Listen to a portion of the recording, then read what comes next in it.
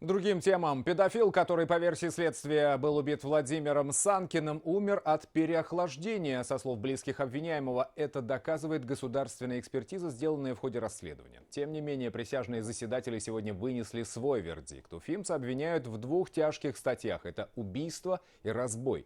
По одной из них с него сняли обвинение, по другой признали виновным. Из зала Калининского суда репортаж Радмира Азнабаева.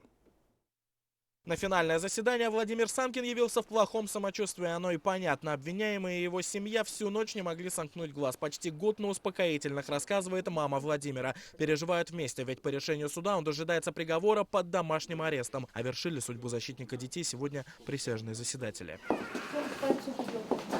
На прошлых заседаниях были опрошены мальчики, которых и спас от педофила Владимир Санкин. И те, кто сначала благодарил мужчину, затем изменили показания, сказав, что он их не спасал, а грабил педофила. А вы считаете Владимира героем или вы же ему благодарность говорили? Спасибо, что он спас мальчика. Ты можешь молчать? Надо.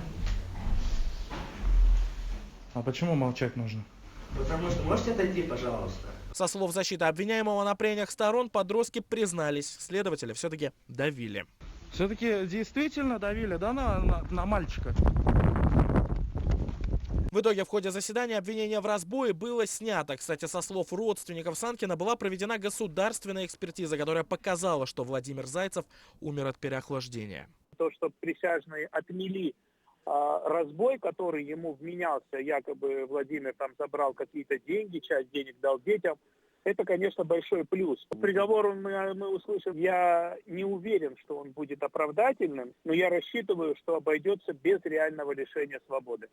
Я не считаю, что мой сын убийца, потому что, во-первых, он действительно старался защитить. Во-первых. Во-вторых, диагностика пришла обморожение, а не от его руки и умер.